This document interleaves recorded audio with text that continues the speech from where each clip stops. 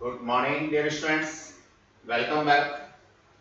हम लोगों ने प्रीवियस क्लास में स्टेशनरी वेव्स के बारे में जो थ्योरेटिकल एस्पेक्ट्स डिस्कस किए थे, उन्हीं थ्योरेटिकल एस्पेक्ट्स को आज हम लोग एनालिटिकली डिस्कस करने जा रहे हैं। तो आज का हमारा जो फर्स्ट टॉपिक है वो है analytical treatment of stationary waves. Dear students, stationary waves को एनालिटिकली या नॉर्मल पढ़ने के लिए मेरे को निश्चित रूप से स्टेशनरी वेव्स के बारे में थोड़ा सा ब्रीफिंग करनी होगी। मान लीजिए एक वेव मेरे पास में ये कोई पर्टिकुलर है और दूसरी वेव इसका रेसिप्रोकल है, किसी भी तरीके से मान लीजिए अपोजिट डायरेक्शन में मूव होने वाली है। अब ऐसी स्थिति में निश्चित रूप से इसके जो एंड्स होंगे, यहाँ पे नोड्स मेरे बनेंगे जहां पे डिस्प्लेसमेंट मेरा जीरो है या मैं कह सकता हूं एम्पलीट्यूड जीरो है, और ये जो पॉइंट्स होंगे जहां पे डिस्प्लेसमेंट मैक्सिमम है ये एंटी नोड्स कहलाएंगे। बेसिकली इस लाइन के ऊपर हम लोग शो करते हैं, तो ये सारे के सारे एंटी नोड्स हैं और ये बीच में जो है ये सारे नोड्स हैं। ऐसा हम लोगों ने प्रीवियस क्लास में डिस्कस किया था। डियर स्टूडेंट्स, नो डाउट हमारे पास यहां दो वेव्स का होना जरूरी है। एक वेव जो मेरी फॉरवर्ड डायरेक्शन में ट्रेवल करती हो और दूसरी वेव जो मेरी रिवर्स डायरेक्शन में ट्रेवल करती हो। दोनों के बीच में फेज डिफरेंस क्या होगा, ऐसा कोई मैं समझता हूं यहां डिस्कस करना जरूरी नहीं हो जाता, लेकिन मुझे ये जरूर समझना है यहां पे कि दोनों वेव्स जो हैं वो अपोजिट डायरेक्शन में सेम मीडियम में सेम टाइप की ट्रेवल करना जरूरी है। यहां हम लोगों ने एनालिटिकल ट्रीटमेंट के लिए दो वेव्स को कंसीडर किया हुआ है। जैसे पहली वेव है y1 that is a sin omega t minus kx। दूसरी वेव जो रिवर्स डायरेक्शन में ट्रेवल कर रही है, या मैं कह सकता हूं जो नेगेटिव एक्स एक्सिस पे ट्रेवल कर रही है, that is y2 equals to a sin omega t plus kx। Students, यहां हमें यह भी समझना होगा कि अगर मेरी ओमेगा t के साथ में ये वाला फंक्शन जीरो है तो निश्चित रूप से ये स्टेशनरी वेव होगी, और अगर ये वाला फंक्शन जो मैंने यहां एनसर्कल किया हुआ है ये नॉन जीरो है, कोई भी वैल्यू है, तो it must be progressive waves. तो ये दोनों ही प्रोग्रेसिव वेव्स हैं। अब इन दोनों प्रोग्रेसिव वेव्स के एडिशन से, सुपरपोजिशन से हम लोगों को जो वेव मिलने वाली है उसके बारे में हम लोग मैथमेटिकली डिस्कस करने जा रहे हैं। स्टूडेंट्स, यहां छोटा सा टेक्नोमेटिकल एस्पेक्ट भी हम लोगों को क्लियर होना चाहिए। जैसे साइन सी प्लस डी का फॉर्मूला है, या whatever so sine A plus B का फॉर्मूला है, साइन ए माइनस बी का फॉर्मूला है। ये जो कुछ आइडेंटिटीज हैं, फॉर्मूले हैं, आप जो भी कहें इनको, ये हमें पता होनी चाहिए। तो मैं अब इन दोनों वेव्स को मैथमेटिकली ऐड करूंगा, टिग्नोमेटिकली ऐड करूंगा, उसी को कहूंगा analytical treatment for stationary wave. क्योंकि मेरे को रिजल्टेंट यहां स्टेशनरी वेव मिलने वाला है, इसलिए मैं इसको कह रहा हूं analytical treatment for stationary wave. ये हम लोग यहाँ पे कंसीडर करते हैं। y1 y2 दोनों वेव्स हम लोगों ने कंसीडरेशन में ले रखी हैं। y1 की value a sin omega t minus kx था, y2 की value a sin omega t plus kx था, जो अभी हम लोगों ने डिस्कस किया है। अगर मैं इन दोनों को सम अप करता हूं तो इस आइडेंटिटी की हेल्प से, that is sin c plus sin d equals to 2 sin c plus d by 2 cos c minus d by 2, अगर ये आइडेंटिटी मैं यूज करता हूं, क्यों यूज करता हूं, देखिए नो डाउट यहां पर इस ब्रैकेट को मैं c कंसीडर कर सकता हूं और इस वाले ब्रैकेट को मैं यहां d कंसीडर कर सकता हूं, और अब ये आइडेंटिटी मेरी लग जाती है। बीच में यहां प्लस का साइन है तो यहां भी मेरे पास प्लस का साइन है। अब ये स्टूडेंट्स, ये आइडेंटिटी यूज करने से रिजल्ट मेरे को मिलता है 2a sin omega t cos kx। No doubt अब मेरी वेव जो जनरल वेव थी वो क्या थी, साइन का आर्गुमेंट थी, यानी साइन के साथ में ओमेगा t लग रहा था। कॉस की वेव तो मेरी थी नहीं, तो मैं यहां से देखता हूं, मैंने यहां हाईलाइट भी किया हुआ है 2a cos kx पूरा का पूरा एज एम्पलीट्यूड बिहेव करेगा, और साइन ओमेगा t के टर्म्स में मेरे को यहां वेव मिलेगी। अब इस साइन ओमेगा t के साथ में प्लस माइनस का kx नहीं आ रहा, यानी ये वाला टर्म जो है वो क्या है, जीरो है। तो मैं इसे कहूंगा कि ये स्टेशनरी वेव है। कोई भी इक्वेशन अगर आपके पास है और उस इक्वेशन में प्लस माइनस kx नहीं है या जीरो है, तो आप कहेंगे दैट इज स्टेशनरी वेव। और अगर ये प्लस माइनस kx का कोई भी कॉन्सेप्ट आता है, नॉन जीरो वैल्यू आती है, then you have to place it as progressive wave. Dear students, इसी चीज को हम लोगों ने यहां पे एक्सप्लेन किया हुआ है, जो मैंने अभी आपको बताया कि ये स्टेशनरी वेव क्यों है। अब जहां तक एम्पलीट्यूड की बात है तो ये पूरा का पूरा टर्म एम्पलीट्यूड होगा। जैसे जैसे cos kx की वैल्यू या kx की वैल्यू चेंज होगी वैसे वैसे एम्पलीट्यूड की वैल्यूज भी चेंज होंगी। डियर स्टूडेंट, जैसा हम लोग पढ़ चुके हैं ऑसिलेशंस में कि किसी भी वेव की जो एनर्जी होती है वो directly proportional to A square यानी एम्पलीट्यूड स्क्वायर होती है। ऑब्वियसली जिस जगह पे 2a cos kx मैक्सिमम होगा वहां पे इस वेव की एनर्जी भी मैक्सिमम होगी, और जहां ये मिनिमम होगा वहां एनर्जी भी जीरो होगी। और इट में भी cos kx पूरा का पूरा टर्म अगर मेरे को जीरो मिलता है तो 2a cos kx भी जीरो हो जाएगा, यानी एम्पलीट्यूड जीरो हो जाएगा, और एम्पलीट्यूड जीरो हो जाएगा तो y इक्वल्स टू पूरा का पूरा क्या हो जाएगा, जीरो हो जाएगा, डिस्प्लेसमेंट जीरो हो जाएगा। इस तरह से वेव की एनर्जी भी जीरो हो जाएगी। तो डियर स्टूडेंट्स, यहां एनर्जी के बारे में डिस्कशन हम लोगों ने किया। अब एक बात और भी समझने की है, हम यहां प्रोग्रेसिव वेव्स की बात करें, स्टेशनरी वेव्स की बात करें, किसी भी वेव की एनर्जी के बारे में अगर बात करते हैं, जैसे मैं यहां से बोल रहा हूं तो दे आर प्रोग्रेसिव वेव्स और साउंड वेव्स। इन साउंड वेव्स में मैं क्या देख रहा हूं कि अगर मैं जोर से बोलता हूं, मेरी अगर साउंड जो है वो लाउड है, तो इसका मतलब जो एम्पलीट्यूड है वो बढ़ गया, यानी वेव्स की जो एनर्जी है वो बढ़ गई। एम्पलीट्यूड बढ़ने से एनर्जी बढ़ गई, और एनर्जी बढ़ी तो लाउडनेस बढ़ गई। अब मैं धीमे धीमे बोलता हूं तो ऐसी स्थिति में जो मेरी साउंड वेव्स हैं जिनको मैं प्रोड्यूस कर रहा हूं, नो डाउट उनका एम्पलीट्यूड कैसा है, छोटा है। एम्पलीट्यूड छोटा है तो एनर्जी कम है, और एनर्जी कम है तो लाउडनेस कम है। तो ये कॉन्सेप्ट मुझे पढ़ना होगा, और प्रोग्रेसिव वेव्स चूंकि हमारे बिहेवियर में साउंड वेव्स हैं तो हम बड़ी आसानी से एनर्जी के बारे में, लाउडनेस के बारे में, एम्पलीट्यूड के बारे में डिस्कशन ले सकते हैं। अब मेरी आवाज अगर मोटी है, पतली है, तो ऐसी स्थिति में मैं कहूंगा ये फ्रीक्वेंसी का डिफरेंस है। अगर जो सुरीली आवाज है, पतली आवाज है, जनरली ये गर्ल्स की आवाज होती है या छोटे बच्चों की आवाज होती है, तो वो आवाज जो है कंपैरेटिवली हाई फ्रीक्वेंसी की होती है। एनर्जी का लेना देना नहीं है वहां पे एम्पलीट्यूड का कोई कंसर्न नहीं है, वहां पे सिर्फ और सिर्फ फ्रीक्वेंसी का कंसर्न है। अगर फ्रीक्वेंसी ज्यादा है तो आवाज पतली होगी, सुरीली होगी, और अगर फ्रीक्वेंसी कम है तो ऐसी स्थिति में आवाज जो है वो मोटी होगी, ब्लंट होगी। एग्जांपल के लिए शेर का दहाड़ना, कुत्तों का भौंकना, यहां फ्रीक्वेंसी कंपैरेटिवली कम है। फ्रीक्वेंसी कम है तो ऐसी स्थिति में ये आवाज ब्लंट होती है।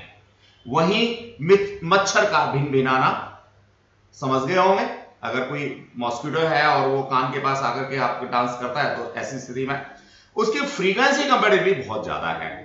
तो देखिए जितने भी ये सिंगर होते हैं इनकी खास बात ये होती है कि अपनी फ्रीक्वेंसी को कंट्रोल कर सकते हैं। लता मंगेशकर जी हैं, आशा भोसले हैं, व्हाटएवर, सोनू निगम है, they can control their frequency. तो नॉर्मल पर्सन के बस की बात नहीं होती वो फ्रीक्वेंसी को कंट्रोल कर ले। अल्टीमेटली अब जैसे मैं बोलूं तो भाई मेरा बोल के 25-26 साल से या 27 साल से मैं कंटिन्यूअस पढ़ा रहा हूं, 10-10 घंटे कंटिन्यूअस पढ़ाता हूं, तो ऑब्वियसली मेरी जो साउंड है उसकी लाउडनेस तो ज्यादा हो सकती है क्योंकि बहुत सारे स्टूडेंट्स एक साथ मेरे सामने बैठे होते हैं, लेकिन फ्रीक्वेंसी कंपैरेटिवली कम हो गई है। बोल के मतलब मेरा जो गला है वो उसकी जो फ्लेक्सिबिलिटी है मैं कह सकता हूं वो कम हो गई है, और अल्टीमेटली वो फ्रीक्वेंसी कंपैरेटिवली कम हो गई है। तो फ्रीक्वेंसी के बारे में आपको समझ आ गया, लाउडनेस के बारे में समझ आ गया, और एज वेल एज आपको एनर्जी के बारे में समझ आ गया। No doubt energy directly proportional करेगी इंटेंसिटी को, तो वो भी आपको आई थिंक क्लियर हो गया होगा। तो यहां जो एम्पलीट्यूड है इस वेव का वो कहीं ना कहीं एनर्जी को करस्पॉन्ड करेगा, और बाकी ओमेगा जो है वो किसको करेगा, उसकी जो फ्रीक्वेंसी है या जो कहना चाहिए पतले और मोटे होने का कॉन्सेप्ट है उसको करेगा। जहां तक वेव मेरा डिनोट करती है स्टेशनरी या प्रोग्रेसिव को, तो वो मैंने प्लस माइनस के एक्स वाला कॉन्सेप्ट लिया है जिसको मैंने यहां पे एक्सप्लेन कर रखा है। यहां मैंने इसको लिखा भी है, this wave represents a stationary wave, it can not represent a progressive wave because the argument of on any of its trigonometrical function does not contain the combination of omega t plus minus kx। यानी कोई भी progressive अगर wave है तो उसमें combination होना चाहिए plus minus omega T के साथ kx का, या omega T plus minus kx पूरा कॉम्बिनेशन होना चाहिए। अगर पूरा कॉम्बिनेशन नहीं है तो ये प्रोग्रेसिव वेव नहीं है। तो डियर स्टूडेंट्स, मैं कॉस के साथ देख रहा हूं, यहां भी पूरा कॉम्बिनेशन नहीं है, और साइन के साथ देख रहा हूं, यहां भी पूरा कॉम्बिनेशन नहीं है। तो ये निश्चित रूप से अपने आप में क्या है, एक स्टेशनरी वेव है, ऐसा मैंने यहां पे आप लोगों को एक्सप्लेन किया। अब हम लोग थोड़ा सा और आगे बढ़ना चाहेंगे। स्टेशनरी वेव की जो इक्वेशन है वो तो हमें मिल गई, y equal to 2a cos kx sin omega t। Dear students, अब मैं आगे बढ़ना चाहूंगा या एम्पलीट्यूड को, जैसा मैंने बताया था, एम्पलीट्यूड 2a cos kx के बराबर होगा, जिसके ऊपर नो डाउट वेव की एनर्जी डिपेंड करेगी। अब हम लोग थोड़ा सा इस एम्पलीट्यूड के बिहाफ पर नोट्स के बारे में बात करें। जैसा अभी मैंने डिस्कस किया था, किसी भी स्टेशनरी वेव के लिए एंड पर, यहां पर क्या होता है, नोड होता है। जब नोड होता है तो यहां मैं क्या देखता हूं, एम्पलीट्यूड जीरो होता है, डिस्प्लेसमेंट जीरो। भैया मैं y equal to displacement zero कह रहा हूं, ये कब हो सकता है, y इक्वल टू, ये तब जीरो हो सकता है जब 2a cos kx sin omega t ये जीरो हो। अब इसमें ये एम्पलीट्यूड का जो कॉन्सेप्ट था, ये अगर जीरो हो गया तो यहां पे क्या होगा, नोड होगा। इसी बात को हमने यहां पे एक्सप्लेन किया है। Notes, the amplitude will be zero at points where cos kx equals to zero. अब ये cos kx जीरो कब हो सकता है, ये तब हो सकता है जब kx मेरा बराबर हो odd integral multiple of pi. Odd integral multiple कैसे पता लगेगा, बढ़िया सिंपल सा बात है, that is what n plus 1/2 into pi. अगर मेरे को इस तरह का कोई कॉन्सेप्ट मिलता है तो ये मेरे को वैल्यू देगा क्या, जीरो। डियर स्टूडेंट्स, kx अगर मेरा n प्लस 1/2 पाई के बराबर है तो निश्चित रूप से मुझे cos kx की वैल्यू जीरो मिल जाएगी। मैं इसको ऐसे भी समझ सकता हूं कि भैया cos kx को जीरो करना है, इसका मतलब kx मेरा जो है वो 90 के इंटीग्रल, 90 डिग्री के इंटीग्रल मल्टीपल होना चाहिए। बिकॉज ऑफ cos 90 की वैल्यू जीरो होती है, तो 90 का इंटीग्रल मल्टीपल मैं यहां से n प्लस 1/2 पाई के टर्म्स में लिख सकता हूं। ये जनरल फॉर्म मैंने डाल दिया। n की वैल्यू मेरी जीरो से शुरू होकर के 1 2 3 4 5 कुछ भी हो सकती है। डियर स्टूडेंट, अब इस चीज को थोड़ा सा और एलोबरेट किया हम लोगों ने। k की वैल्यू हम सब जानते हैं, ये 2 पाई ओवर लैम्डा होती है, जिसे हम लोग वेव नंबर के नाम से जानते हैं या वेव कांस्टेंट के नाम से जानते हैं। अगर मैं इसको यहां पे प्लेस करता हूं, that is 2 pi x over lambda, यहां मैंने इसको कंडीशन के इक्वल डाला, दैट इज n प्लस 1/2 पाई।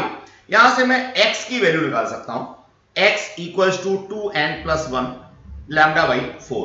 अब ये x क्या है डियर स्टूडेंट्स, ये भी समझे हम लोग। देखिए, ये मेरा वेव का रिप्रेजेंटेशन था, नो डाउट जो मेरा x एक्सिस था, इसमें इस x एक्सिस के ऊपर ही इंस्टेंटेनियस वैल्यू ऑफ डिस्प्लेसमेंट मेरा x था। इसी एक्सिस पे मैंने टाइम को भी रिप्रेजेंट किया था। तो नो डाउट x एक्सिस पे ट्रेवल्ड जो डिस्टेंस है उसको मैंने इन टर्म्स ऑफ लैम्डा यहां पर मेंशन करने की बात की, बताने की बात की, और वो भी ऐसी कंडीशन में जहां पे कि नोड्स फॉर्म हो रहे हैं या मेरा एम्पलीट्यूड जीरो है। जैसा मैंने बताया, एम्पलीट्यूड जीरो है।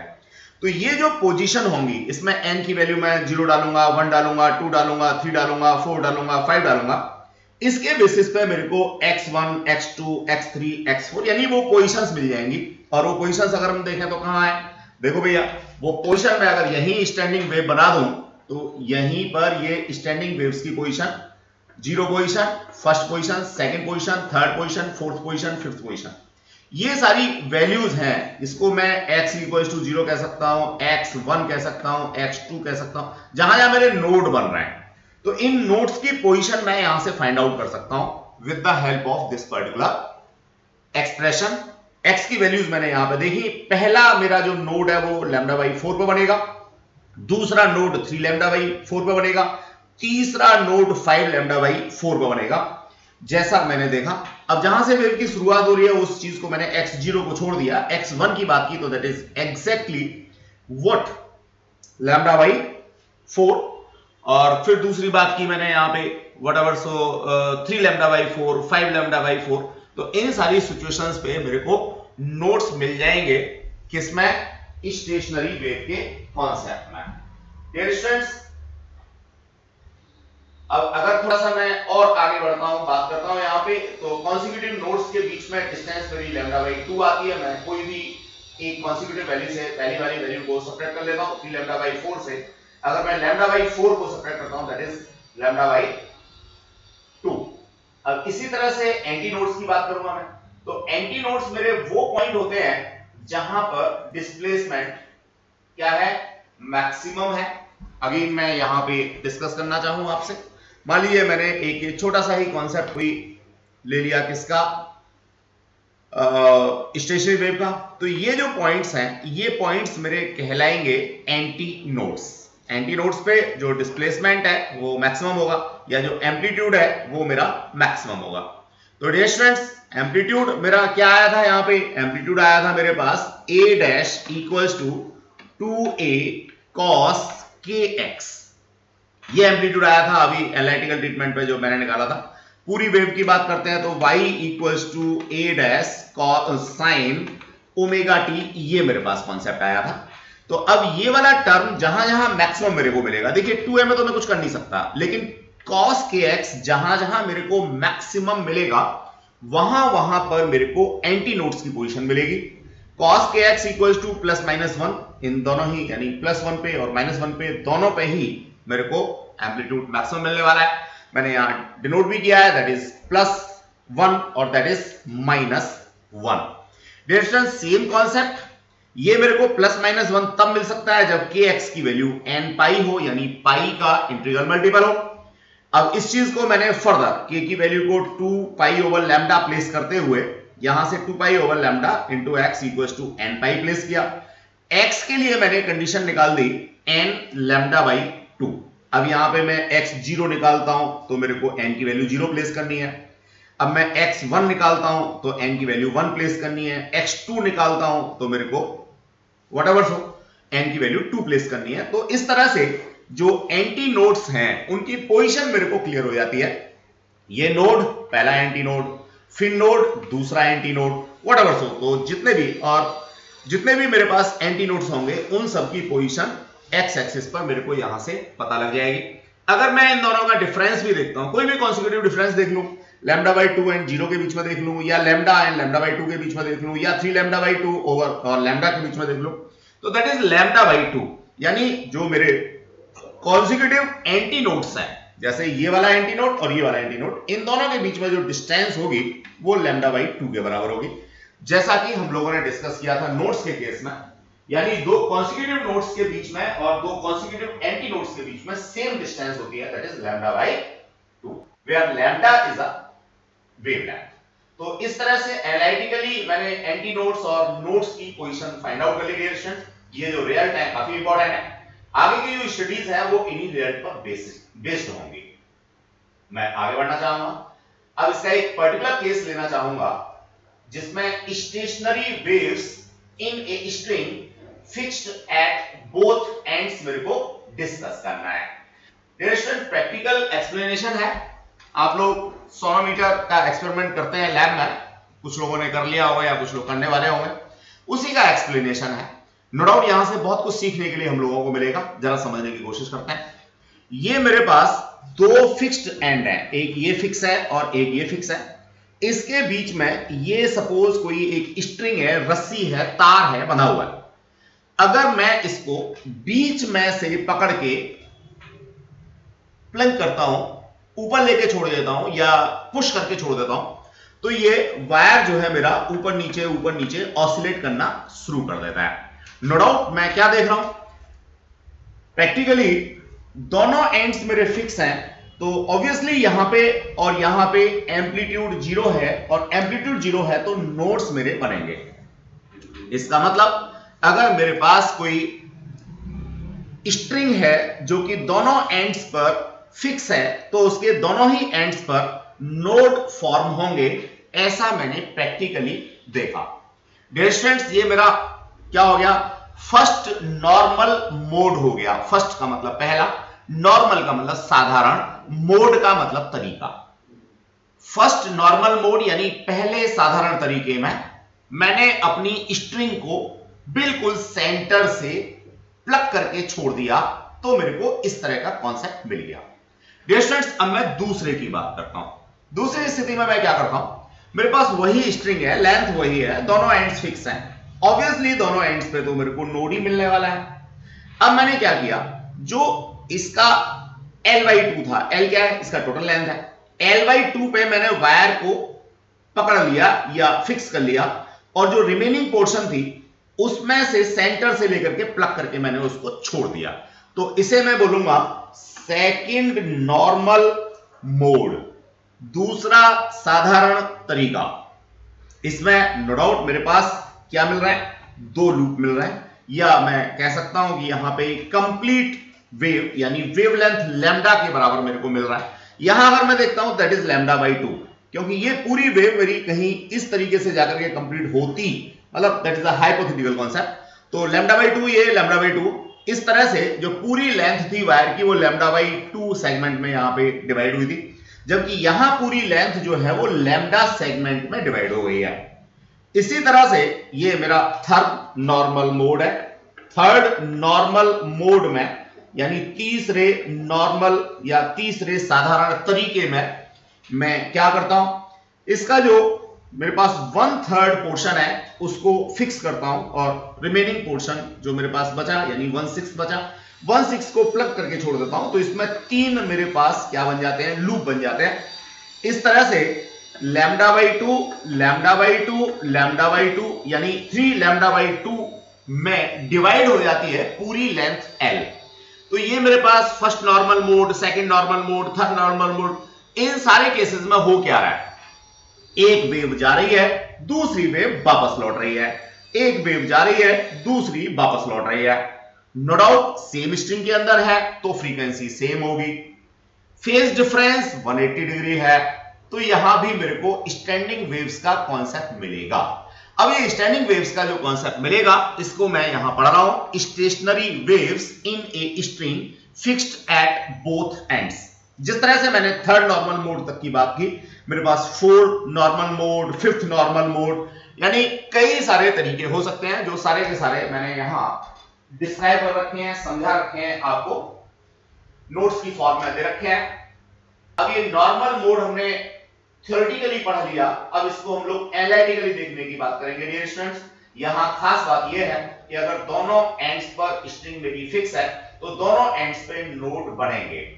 यहां एंटी नोड के बारे में और थोड़ा सा डिस्कशन मैं देता हूं, वैसे तो डायग्राम पे लिखा हुआ है, अलग से कहने की जरूरत नहीं थी कहीं भी, लेकिन फिर भी समझिए, ये नोड बन गया, ये नोड बन गया, यहां पे नोड बन गया, लेकिन ये पॉइंट एंटी नोड है, ये पॉइंट एंटी नोड है।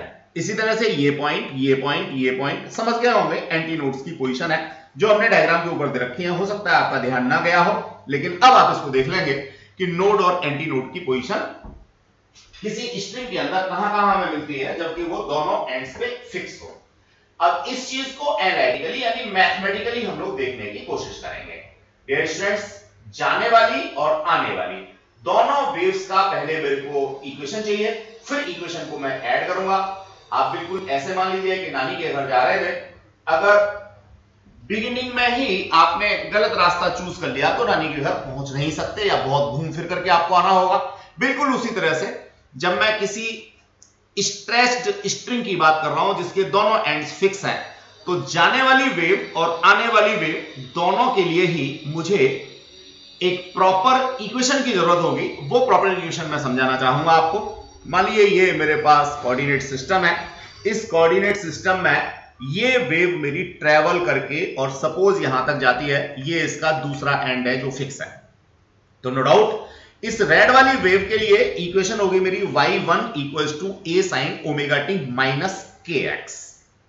समझ गए होंगे, a इसका एम्पलीट्यूड है, ओमेगा इसकी एंगुलर फ्रीक्वेंसी है, t इंस्टेंटेनियस टाइम है जो हम लोग पहले से पढ़ते आ रहे हैं, k इसका वेव नंबर है that is again 2 pi over lambda, x जो है वो इंस्टेंटेनियस वैल्यू है जो ट्रेवल कर रहा है ये x एक्सिस पे। y2 की बात करता हूं तो डियर स्टूडेंट्स ये वेव एक रिजिड सरफेस से टकराने के बाद ऐसे कुछ वापस लौट के आएगी। दोनों लूप आइडेंटिकल होंगे, यहां बड़े छोटे बन गए हैं तो उसके लिए मैंने आइडेंटिकल डायग्राम आपको ऊपर दिखा रखा है, यहां सिर्फ समझाना है मुझे। तो डियर स्टूडेंट जब ये वेव वापस आएगी तो इसमें मैं क्या देखता हूं, एक तो इसका जो फेज है वो चेंज हो जा रहा है, दूसरा इसका जो डायरेक्शन है वो चेंज हो जा रहा है। तो डायरेक्शन चेंज होने के लिए तो मैंने यहां पे माइनस की जगह पे प्लस किया, ऐसा पहले भी मैंने एक्सप्लेन किया था आपको। और फेज जो चेंज हुई है उसके लिए मैंने यहां माइनस का साइन डाला है। तो डियर स्टूडेंट्स, कोई स्टूडेंट इस इक्वेशन को ए sine omega T plus K x plus pi भी लिख सकता है, क्योंकि फेज चेंज यहां पे प्लस का फाई हो रहा है, 180 डिग्री का हो रहा है। अब नीचे वाली इक्वेशन लिखो या ऊपर वाली, बात एक ही है। डियर स्टूडेंट्स, इन दोनों इक्वेशंस के बीच में मेरे को सुपरपोजिशन प्रिंसिपल लगाना है। जहां तक बात है इसके एक्सप्लेनेशन की, वो मैंने यहां पे लिख भी रखा है। तो कोई स्टूडेंट अगर बाद में सिर्फ नोट से भी पढ़ता है तो उसको ये बात यहां से पढ़ के समझ में आ जाएगी। एग्जामिनेशन में ये चीजें लिखने की जरूरत नहीं होती, ये सिर्फ और सिर्फ आपका अटेंशन देने के लिए है। जो हमारा वॉयलेट कलर में कॉन्सेप्ट मिलता है उनको जरूर लिखना है, बाकी ये जो रेड वाले कॉन्सेप्ट हैं ये सिर्फ आपके अटेंशन को लाने के लिए हैं। डियर स्टूडेंट्स, यहां मैंने इन दोनों वेव्स के बीच में सुपरपोजिशन प्रिंसिपल डाला। y equals to y1 plus y2 की बात की, एल्जेब्रिक मैं सम करूंगा या मैं कह सकता हूं वेक्टर सम करूंगा। अब इस वेक्टर सम में कुछ बातें मेरे को यहां पे समझनी होंगी, जरा देखिए यहां मैंने माइनस का साइन कॉमन लिया, sine omega T plus K x minus sine omega T plus minus के एक्स। अब एक बच्चा कोई यहां परेशान हो सकता है कि सर ये कैसे आ गया, तो बच्चों यहां कुछ नहीं करना, आप एक स्टेप और चाहें तो लिख करके देख सकते हैं। y1 था मेरा a sine omega T minus का के एक्स, ये y1 था। प्लस में था मेरा a sine what omega T plus K X. अगर आपको याद हो तो ये वाला जो कॉन्सेप्ट था यहां पे क्या आ रहा था, y1 प्लस y2, इसके अकॉर्डिंग तो ये ठीक है, लेकिन ये पूरी की पूरी जो वेव थी, ये पूरी की पूरी वेव के आगे एक माइनस का साइन आ रहा था, अगर आपको याद हो, अभी 2 मिनट पहले हम लोगों ने डिस्कस किया। तो डियर स्टूडेंट्स, ये जो माइनस का साइन है इसकी वजह से ये मेरा माइनस हो गया, ठीक है। एक माइनस का साइन मैंने और कंसीडर किया, अल्टीमेटली माइनस ए को कॉमन ले लिया, माइनस ए को कॉमन ले लिया, तो मेरे पास बन गया sine omega T plus K x minus sine omega T minus के एक्स। अब इसको मैं डाल सकता हूं यहां पे, चूंकि माइनस का साइन है तो माइनस की आइडेंटिटी के साथ में पहले पार्ट को मैंने सी लेट कर लिया, दूसरे पार्ट को मैंने डी लेट कर लिया, और अब इसमें sine C minus sine D की आइडेंटिटी को यूज किया, that is 2 cos c plus D by 2 sine C minus D by 2। Dear students, हमेशा यही इक्वेशंस होंगी ऐसा बिल्कुल जरूरी नहीं है। कोई वेव आपकी कॉस की भी हो सकती है। मैं इसको थोड़ा सा और कॉम्प्लिकेटेड बनाता हूं। मान लीजिए ये मेरा कोऑर्डिनेट सिस्टम है, और कोऑर्डिनेट सिस्टम में पहली वेव सपोज मेरी इस तरीके से ट्रेवल करती है, ये दूसरा एंड अगेन फिक्स है। अब ये दूसरा एंड फिक्स है तो नो डाउट इसका जो रिफ्लेक्शन मेरे को मिलेगा, वो रिफ्लेक्शन जो है वो कुछ इस तरीके से मिलेगा। तो ऑब्वियसली इसके दोनों एंड्स पे मेरे को क्या मिलेगा, बोलिए क्या मिलेगा, एंटी नोड मिलेगा, यहां पे नोड मिलेगा, यहां पे नोड मिलेगा। लेकिन ये चीज पॉसिबल नहीं है स्ट्रेच्ड स्ट्रिंग में। स्ट्रेच्ड स्ट्रिंग में ये वाला कॉन्सेप्ट नहीं होगा, दूसरी जगह पे कॉन्सेप्ट होगा। मैं सिर्फ यहां डिस्क्रिमिनेट इसलिए करना चाहता हूं कि कोई स्टूडेंट ऐसा ना सोच ले कि हमेशा मेरे को sign C minus sine D का ही फॉर्मूला डालना है। अब इस वेव में नो डाउट मेरे पास ये दोनों ही कॉस की वेव होंगी, तो मेरे को cos C minus cos D डालना हो सकता है, या cos C plus cos D डालना हो सकता है, या sine C plus sine D डालना हो सकता है। तो ये पर्टिकुलर केस के ऊपर डिपेंड करेगा कि मैं कौन सी आइडेंटिटी को यूज कर रहा हूं। लेकिन यहां अगर मैं स्ट्रेच्ड स्ट्रिंग की बात करता हूं जो कि दोनों एंड्स पे फिक्स है, जैसा मैंने अभी ऊपर हेडिंग दे रखा है, वहां पे पर्टिकुलर यही आइडेंटिटी आप लोगों को ऑलवेज यूज करनी है। अब इस आइडेंटिटी को यूज करेंगे तो आपको रिजल्टेंट मिलता है माइनस का 2a cos omega T sine K X. यहां देखें, देखिए जो वेरिएबल फंक्शन है वो यहां पे cos का आ रहा है, ठीक है, जबकि पहले जो हम लोगों ने पढ़ा था उसमें साइन का आ रहा था। तो मेरे को इस चीज को कंसीडर करना होगा। ऑब्वियसली ये जो वेरिएबल फंक्शन है जिसके अंदर फ्रीक्वेंसी आती है, इसको मैं बाद में यहां पे मेंशन करूंगा, और बाकी जितना भी पोर्शन है जैसे माइनस का 2a है, साइन के एक्स है, ये पूरा का पूरा इस रिजल्टेंट वेव का एम्पलीट्यूड बनाएगा, जिसको हम लोग a डैश कह सकते हैं। तो डियर स्टूडेंट्स यहां जो कॉन्सेप्ट मेरे को मिलेगा उसमें जो रिजल्टेंट वेव का एम्पलीट्यूड होगा मैं अगेन यहां पे डिस्कस करूंगा। ये वही वेव मेरी, ये रिजिड बाउंड्री और रिजिड बाउंड्री के साथ में ये मेरी रिफ्लेक्टेड वेव और ये स्टेशनरी वेव, ठीक है। तो जो रिजल्टेंट स्टेशनरी वेव मेरे को मिल रही है उसका इक्वेशन मेरे को मिल गया माइनस का 2a sin kx cos omega T. Obviously ये जो वेव है वो cos के टर्म्स में है, हालांकि यहां पे माइनस का साइन आ रहा है, तो मैं चाहूं तो यहां प्लस या माइनस का पाई लगा करके इसको प्लस में कन्वर्ट कर सकता हूं, वो थोड़ा आगे की बात है, उतना ज्यादा कॉम्प्लेक्स हम लोग नहीं करेंगे, वो सब कॉम्प्लेक्स हम लोग जो कॉम्पिटिटिव एग्जाम वाली क्लासेस हैं उनके अंदर एक्सप्लेन करेंगे डियर स्टूडेंट्स। बहरहाल आपको ये समझना है कि हमारे पास जो दोनों इनिशियल वेव्स थी वो साइन की वेव्स थी और रिजल्टेंट मेरे को जो मिल रहा है वो माइनस के साइन के साथ में कॉस की वेव में मिल रहा है डियर स्टूडेंट्स। अभी जो प्रैक्टिकली हम लोगों ने डिस्कस किया था उसको यहां मेंशन किया, दोनों ही एंड्स पे, पहले एंड पे x इक्वल्स टू 0 है यहां पे और दूसरे एंड पे x इक्वल्स टू l है। इन दोनों ही एंड्स पे मेरा नोड बनेगा, यहां भी नोड बनेगा, यहां भी नोड बनेगा। इस चीज को मैंने यहां पे मेंशन कर रखा है जो प्रैक्टिकली ऊपर हम लोगों ने देखा था और सबसे पहले शुरुआत की थी। इसी तरह से डियर स्टूडेंट्स जो ये वाले पॉइंट्स हैं इन पर एंटी नोड बनेगा। इन चीजों को भी हम लोग एनालिटिकली अभी लाने की कोशिश करते हैं और बताने की, समझाने की कोशिश करते हैं।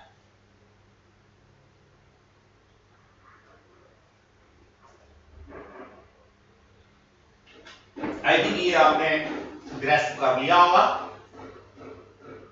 देखिए इस चीज को हमने यहां पे मेंशन किया, y इक्वल्स टू 0 रहेगा मेरा x इक्वल्स टू 0 पे, y इक्वल्स टू 0 कहेगा हमेशा x इक्वल्स टू 0 पे। फॉर ऑल स्मॉल t का मतलब हर टाइम हमेशा ऐसा ही रहेगा, चाहे मैं इसमें फर्स्ट नॉर्मल मोड की बात करूं, चाहे सेकंड नॉर्मल मोड की बात करूं या थर्ड नॉर्मल मोड की बात करूं, ये चीज डायग्रामेटिकली मैंने यहां पे समझा रखी है। x इक्वल्स टू 0 यहां है, x इक्वल्स टू l यहां है। इन दोनों ही पॉइंट्स पे चाहे कोई सा भी नॉर्मल मोड हो आपको हमेशा 0 ही मिलने वाला है। तो डियर स्टूडेंट्स इस कंडीशन को मैं यहां यूज करता हूं। ये देखिए y equals to 0 x equals to 0 पे ये तो सेटिस्फाई ऑटोमेटिकली हो ही गया, लेकिन अगर मैं दूसरा केस लेता हूं कि y इक्वल्स टू 0 और x इक्वल्स टू l पर ये कंडीशन मेरी कैसे सेटिस्फाई होगी, तो देखिए इस चीज को मैंने यहां मेंशन किया हुआ है। इस चीज को मैं दोबारा से एक्सप्लेन करना चाहूंगा, आपको समझाना चाहूंगा। देखिए मेरी रिजल्टेंट वेव आई थी -2 sin kl cos omega T. जैसा मैंने अभी ऊपर लिखा हुआ है कि x इक्वल्स टू l पे y 0 होगा, तो मैंने y इक्वल्स टू यहां 0 प्लेस किया अपनी तरफ से, ठीक है। ये कब हो सकता है? ये सिर्फ और सिर्फ तब हो सकता है जब sin kl की वैल्यू 0 हो, यानी ये वाला टर्म मेरा 0 हो, तभी ये 0 हो सकता है डियर स्टूडेंट्स। ये 0 हो इसके लिए कंडीशन kl मेरा n पाई के बराबर होना चाहिए, यानी इंटीग्रल मल्टीपल ऑफ पाई होना चाहिए।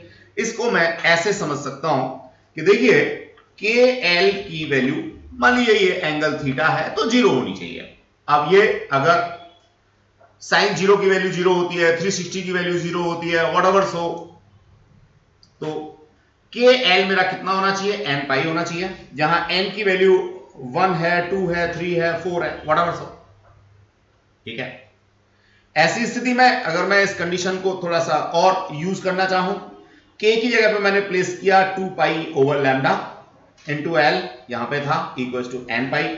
यहां से मैं क्या निकाल सकता हूं? लैम्डा की वैल्यू निकाल सकता हूं, lambda n equals to 2l over n, lambda equals to 2l over n। ये चीज अगर मैं देखूं तो कुछ ऐसे देख सकता हूं, जैसे जो फर्स्ट नॉर्मल मोड था उसमें इस तरह का कुछ सिचुएशन बन रहा था।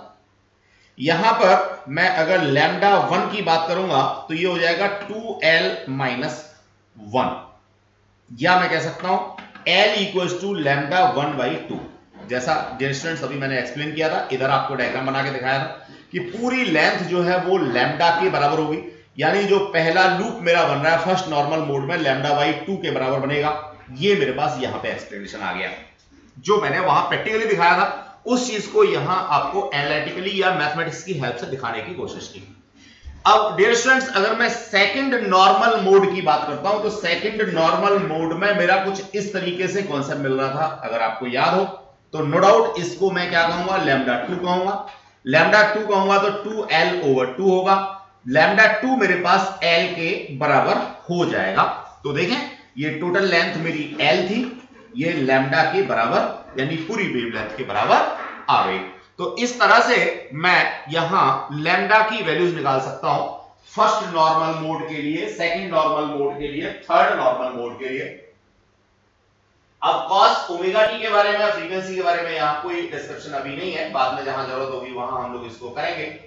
डियर स्टूडेंट्स, लैम्डा मेरे पास यहां 2l/n आ गया। यहां से सिनेरियो थोड़ा सा आगे चेंज होगा। क्या चेंज होगा समझिए, ये दो रिजल्ट मेरे पास में आए हैं। पहला तो ये रिजल्ट आया है जो मैंने लैम्डा के बारे में डिस्कशन दिया है कि भैया लेंथ के अंदर कितने लैम्डा बनेंगे, फर्स्ट नॉर्मल मोड में, सेकंड नॉर्मल मोड में, थर्ड नॉर्मल मोड में। फर्स्ट नॉर्मल मोड के लिए n की वैल्यू 1 डालनी है, n की वैल्यू 2 सेकंड नॉर्मल मोड के लिए, n की वैल्यू 3 डालनी है थर्ड नॉर्मल मोड के लिए। ये नॉर्मल मोड्स मैं आपको यहां पे समझा चुका हूं, that is first normal mode, second normal mode, third normal mode, whatever. ठीक है, अब इन सारे केसेस में वेवलेंथ कितना बन रहा है ये बात तो हमने डिस्क्राइब कर दी, लेकिन वेवलेंथ हमारा वेलोसिटी से जुड़ा हुआ है, वेवलेंथ हमारा फ्रीक्वेंसी से जुड़ा हुआ है।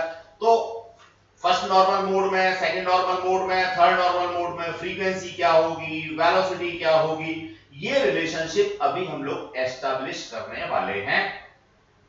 देखिए, सिनेरियो थोड़ा चेंज हुआ। The speed of transverse wave on a string of linear mass density m is given by.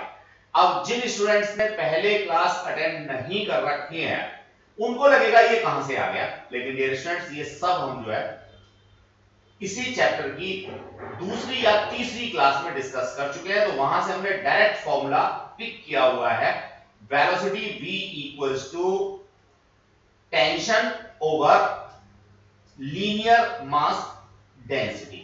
ये हमारा ट्रांसवर्स वेव्स के लिए। अब देखिए, ये जो स्ट्रेस्ड स्ट्रिंग थी, इस स्ट्रेस्ड स्ट्रिंग के अंदर ट्रांसवर्स वेव्स हमारी बन रही हैं, ठीक है। उनकी वेलोसिटी को मैं टेंशन और मास के टर्म्स में क्या लिख सकता हूं, मैंने यहां पे लिख करके दिखाया। डियर स्टूडेंट्स, इसको थोड़ा सा और मैनिपुलेट करेंगे, फ्रीक्वेंसी के बारे में बात करेंगे। तो फ्रीक्वेंसी जो है वो मेरे को मिलती है किसके बराबर, फ्रीक्वेंसी मिलती है डियर स्टूडेंट्स मेरे को वेलोसिटी अपॉन लैम्डा के बराबर। ये भी कोई नया फॉर्मूला नहीं, बड़ा पुराना सा फेबुलस सा फॉर्मूला है। कहां से आया वो समझ लेते हैं। देखिए, हम यहां पे पढ़ के आए हैं distance divided by time equals to velocity. जब मैं लॉन्गिट्यूडनल वेव्स की बात करता हूं, ट्रांसवर्स वेव्स की बात करता हूं, तो डिस्टेंस मेरा यहां पे वेवलेंथ होता है, टाइम मेरा टाइम पीरियड होता है, वेलोसिटी अपनी जगह पे। मैं इसको वेवलेंथ मल्टीप्लाइड बाय फ्रीक्वेंसी भी कह सकता हूं। तो wavelength multiplied by frequency velocity. अब इसी रिलेशन को मैंने डायरेक्ट यहां पे प्लेस किया है।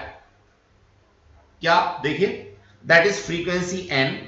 ये फ्रीक्वेंसी है, अगर किसी बच्चे को कहीं दिक्कत हो तो इसको देख लेगा। और ये मेरे पास वेलोसिटी है और ये वेवलेंथ है। मैं समझता हूं किसी स्टूडेंट को दिक्कत यहां पे नहीं होनी चाहिए। इसी फॉर्मूले से मैं इसको और अच्छे से लिख सकता हूं, frequency equals to velocity upon wavelength.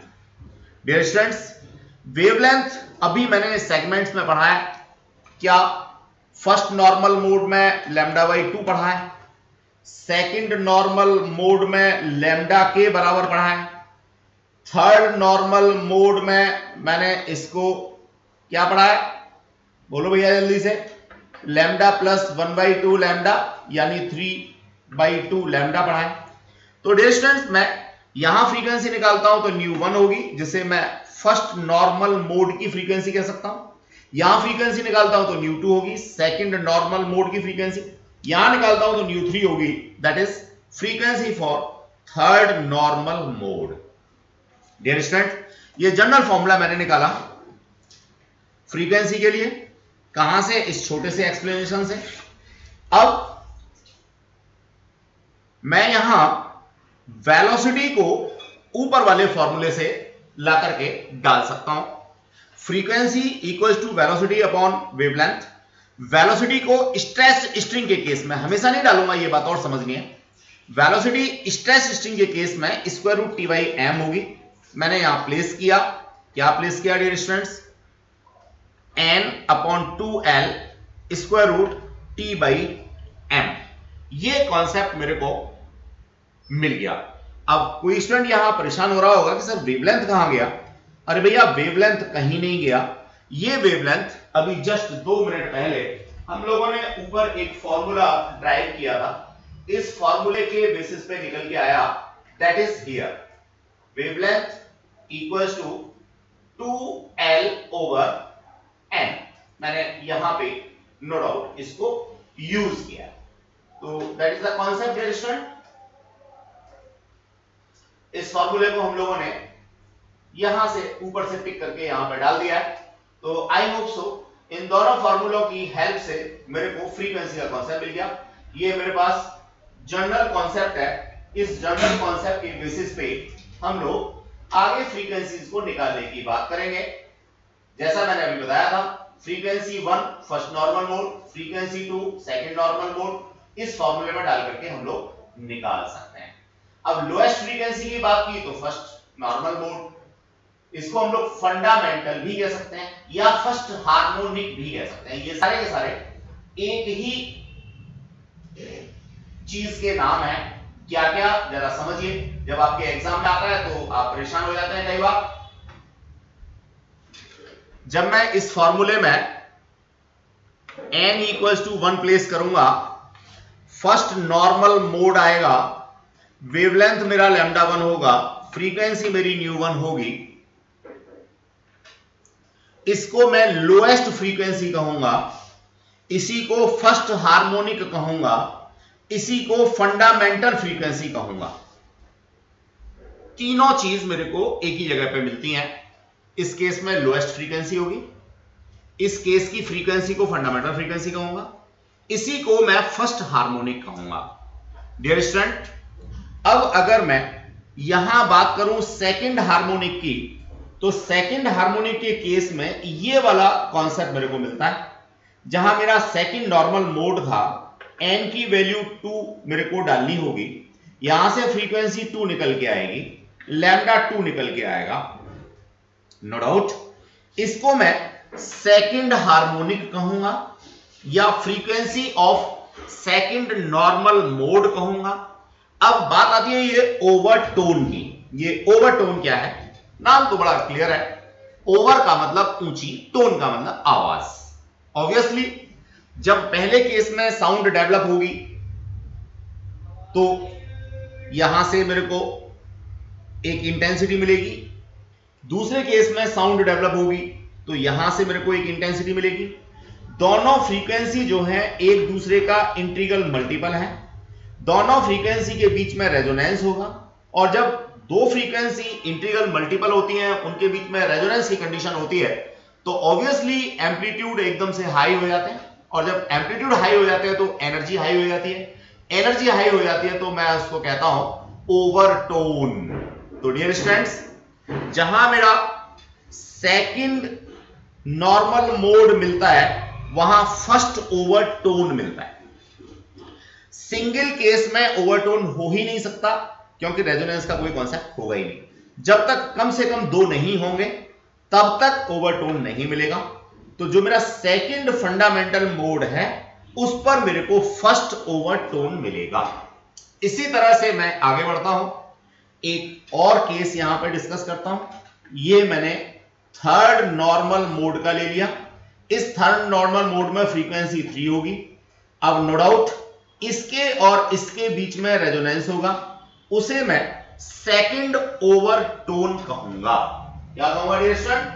That must be termed as second overtone, that is here second overtone और थर्ड हार्मोनिक या थर्ड नॉर्मल मोड।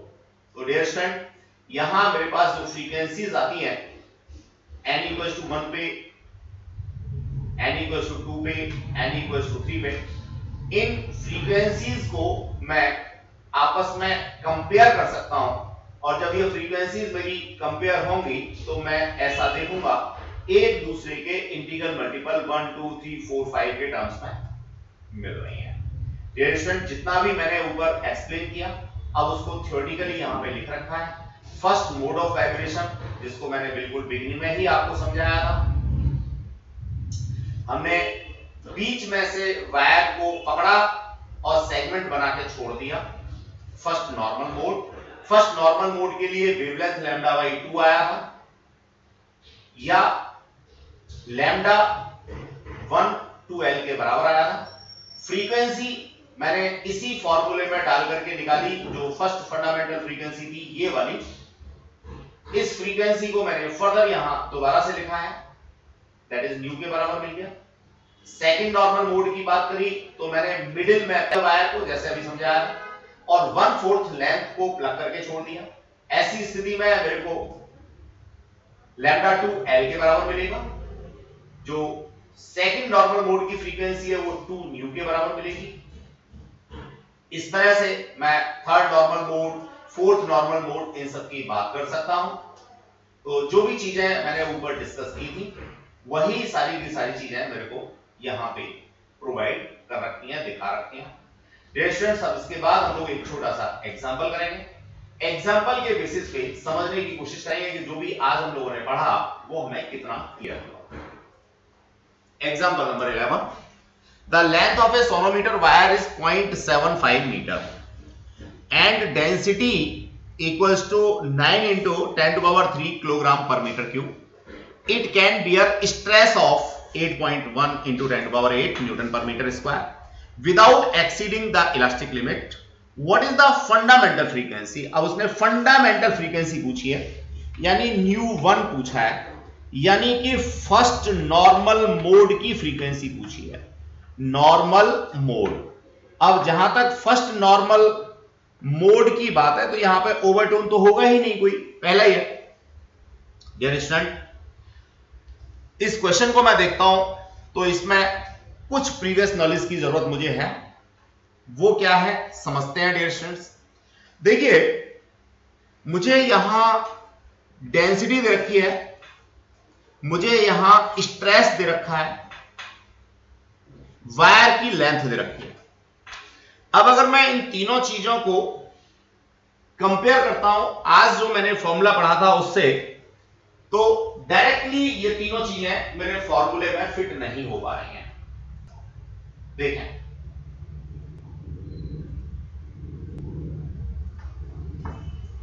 मेरा फॉर्मूला था 1/2L square root T by M, where T is a tension,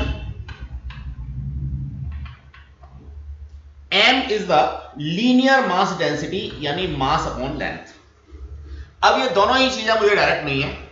देखिए जहां तक L की बात है L डायरेक्ट दे रखा है, ये मास पर यूनिट लेंथ है मुझे, जबकि यहां पे डेंसिटी दे रखी है। यहां मुझे टेंशन चाहिए तो मुझे स्ट्रेस दे रखा है। अब नो डाउट टेंशन और स्ट्रेस के बीच में रिलेशन मेरे पास आना चाहिए, लीनियर मास डेंसिटी और डेंसिटी के बीच में रिलेशन मेरे पास होना चाहिए। जब तक ये चीज नहीं होंगी तब तक मैं यहां नहीं डाल सकता। मैं ऐसे कह सकता हूं कि सेकंड ऑर्डर का क्वेश्चन है, डायरेक्ट एक फॉर्मूले पे बेस्ड क्वेश्चन नहीं है, प्रीवियस नॉलेज की थोड़ी सी जरूरत यहां पे है। डियर स्टूडेंट्स, बड़ा आसान सा कॉन्सेप्ट है। क्या सब लोग जानते हैं stress equals to force upon area होता है। फोर्स को मैं टेंशन कह सकता हूं, tension upon area equals to stress.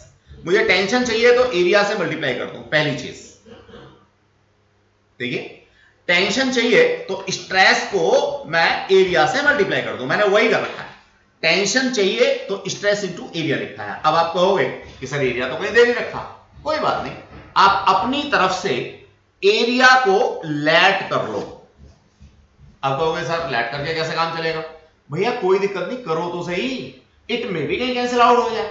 अभी हमने सिर्फ टेंशन की बात की है, अभी हम लोगों ने मास पर यूनिट लेंथ की बात नहीं की। अब मैं मास पर यूनिट लेंथ की बात करता हूं तो देखिए मास क्या होता है, density into volume. Density volume को लिख सकता हूं मैं length into area. Dear students, मुझे क्या चाहिए था? मुझे चाहिए था m/l, यानी इस l को मैं यहां ले जाऊं तो मेरे पास कॉन्सेप्ट हो गया m by l equals to rho into a। मैंने वही काम किया, that is here rho into a। ठीक है, अब मेरा a से a कैंसिल आउट हो गया, सीधे सीधे स्ट्रेस अपॉन डेंसिटी मेरे को मिल गया।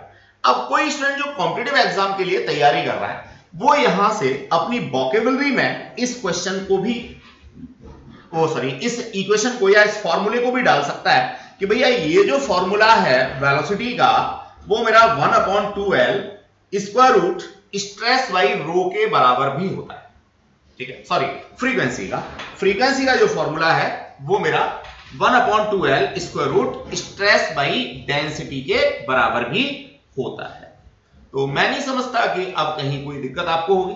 अब तो सिंपल सा कैलकुलेशन है, यहां पे फ्रीक्वेंसी 200 हर्ट्ज इसकी निकल के आ जाएगी। ऑडिएबल है, 20 से शुरू होती है 20,000 तक जाती है। तो मैं अगर इस फर्स्ट नॉर्मल मोड में साउंड की बात करता हूं तो मेरे को ऑडिएबल होगी। अब उसके एम्पलीट्यूड के ऊपर डिपेंड करेगा कि मेरे कान उसको रिकॉग्नाइज कर पा रहे हैं या नहीं। कई बार एम्पलीट्यूड इतना कम होता है, इंटेंसिटी इतनी कम होती है, लाउडनेस इतनी कम होती है कि साउंड तो प्रोड्यूस होती है, ऑडिएबल भी होती है, लेकिन हमें सुनाई नहीं देती। डियर स्टूडेंट्स, नो डाउट जैसे जैसे एज बढ़ती है वैसे वैसे जो कान का डायफ्राम है उसकी इलास्टिसिटी कम होती चली जाती है। अल्टीमेटली जो लेसर एनर्जी की साउंड वेव्स हैं वो सुनाई नहीं देती। तो आपने देखा होगा ओल्ड एज में ज्यादातर लोगों की सुनने की जो एबिलिटी है वो कम हो जाती है। जो छोटे बच्चे होते हैं उनके कान के डायफ्राम की इलास्टिसिटी बहुत अच्छी होती है, तो वो बहुत कम लाउडनेस को भी आराम से रिकॉग्नाइज कर पाते हैं, आराम से उसको सुन पाते हैं। आपने देखा होगा कोई छोटा बच्चा सो रहा हो और हल्की सी आवाज हो जाए तो वो एकदम से जग जाता है, जबकि बुजुर्गों के ऊपर छोटी मोटी आवाज का अंतर भी नहीं पड़ता। तो ये सारी की सारी चीजें ह्यूमन रिलेटेड चीजें हैं। तो यहां से नो डाउट फ्रीक्वेंसी तो डेवलप होगी, ऑडिबल फ्रीक्वेंसी डेवलप होगी, लेकिन वो किसी को सुनाई देगी, किसी को सुनाई नहीं देगी।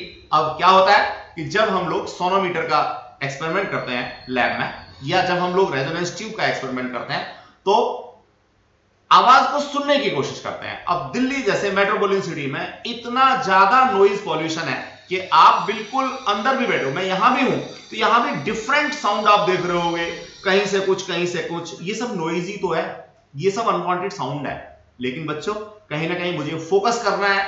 जैसे अब मैं यहां क्लास डिलीवर कर रहा हूं तो आपको फोकस करना है सिर्फ और सिर्फ मेरी साउंड पे। साइड में कौन कौन सी साउंड आ रही है उन सबको फोकस नहीं करना। बिल्कुल उसी तरीके से जब आप लैब में जाएंगे और लैब में ये सोनोमीटर का या व्हाटएवर सो रेजोनेंस ट्यूब का एक्सपेरिमेंट करेंगे तो पर्टिकुलर उसी फ्रीक्वेंसी की साउंड को आपने फोकस करना है। आपके दोस्त क्या विस्परिंग कर रहे हैं, बाहर कौन सी आवाज आ रही है, बस निकल के गई, ट्रक निकल के गया, या हो सकता है कहीं से ट्रेन निकल के गई, या कोई लाउड स्पीकर है, वो सब साउंड्स को इग्नोर करके आपने पर्टिकुलर इसी साउंड को सुनने की कोशिश करनी है। तो निश्चित रूप से आपको ये सुनाई देगी। वैसे नॉर्मली जो हमारा कॉन्सेप्ट होता है रेजोनेंस ट्यूब का, उसमें रेजोनेंस होती है तो लाउडनेस हमें मिलती है। ये एक अलग बात है कि बहुत कम समय के लिए, या मैं कहूंगा कि एक पर्टिकुलर फ्रीक्वेंसी में मिलती है, तो वी कैन रिकॉग्नाइज इट। थोड़ा मुश्किल जरूर है क्योंकि हम लोगों का जो मन है वो काफी चंचल होता है और घूमता रहता है इधर से उधर, लेकिन फिर भी अगर आप फोकस करेंगे तो इस क्वेश्चन में निकलने वाली जो साउंड है जो प्रोड्यूस हो रही है वो भी आपको सुनाई देगी। थैंक्स अ लॉट वॉचिंग मी। मैं समझता हूं ये एनालिटिकल ट्रीटमेंट आपको समझ में आ गया होगा। इसी से रिलेटेड कुछ क्वेश्चंस और हैं, तो बिना किसी हिप्नोटिज्म के, बिना परेशानी के आप इन क्वेश्चंस को लगाने की कोशिश करेंगे। कोई भी डाउट होगा तो मेरे को व्हाट्सएप करेंगे डियर स्टूडेंट्स। तो ये सारी चीजें आप देखेंगे और आगे क्वेश्चंस को लगाएंगे। Thank you.